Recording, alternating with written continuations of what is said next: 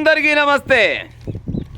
Ramachandra Rao sir ఏమంటున్నాడంటే BJP party అధ్యక్షుడు BRS పార్టీతోటి పొత్తు పెట్టుకునే ప్రసక్తే లేదంట. మరి బీఆర్ఎస్ పార్టీ వాళ్ళు ఏమైనా వెనకంగా పడి వస్తున్నాయి వీళ్ళు వెనకంగా మేము జర పొత్తు పెట్టుకోరు మమ్మల్ని అని ఏమంటే అన్నారేమో. మరి ఇంకా బీఆర్ఎస్ కాంగ్రెస్లకు బీజేపీ ప్రత్యామ్నాయం. బీఆర్ఎస్ అంట కాంగ్రెస్ పార్టీకి బీఆర్ఎస్కు బీజేపీ పార్టీ ప్రత్యామ్నాయంగా ఉంటుందంట. ఓవలి పంతానం చూస్తే ఓవలి పంతానం మంచుకుంటే గాలి వెనకంగా జనాలు పోతారు.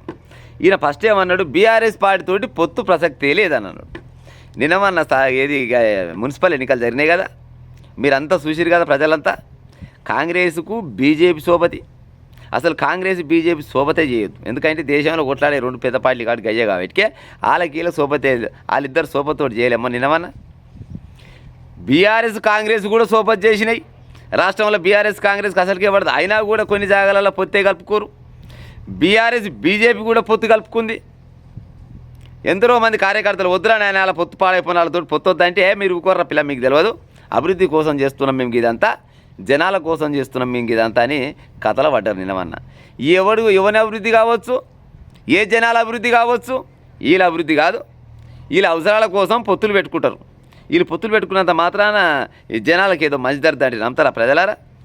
రాజకీయంగా శాశ్వత మిత్రుడు ఉండడు, శాశ్వతమైన శత్రువు ఉండడు.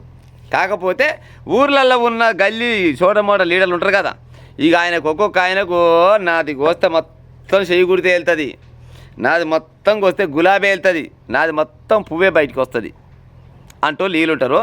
పైన ఉన్న కాంగ్రెస్ లీడర్లు అయినా బీజేపీ లీడర్లు అయినా బీఆర్ఎస్ లీడర్లు అయినా ఈ అంతా దొంగల బండి. ఇదంతా వీళ్ళంతా ఒకటే, వీళ్ళకు గురు ఎన్నోసారి చెప్పిన వీళ్ళందరికీ గురువు ఒకటే. కాకపోతే బెంచీలు అలాగ ఓడు ముందర కూర్చోడు, ఓడు వెనక కూర్చోడు, ఓడు మధ్యలో కూర్చోడు, అంతేగాని అంతకు మించింది ఏముండదు. ఈయన ఇలా చెప్తాడు బీఆర్ఎస్ పార్టీతోటి పొత్తు లేదు. ఏమో పొత్తు పెట్టుకోవచ్చు, నష్టం వచ్చింది ఏముంది, పెట్టుకోలేకుండా వచ్చినా సామెత చెప్తారు కదా, వసదేవుడు పోయే గాడికాలు పట్టుకునే సామెత ఉంది. మరి అసలు అవకాశం గిట్ట వస్తే రానే వచ్చు.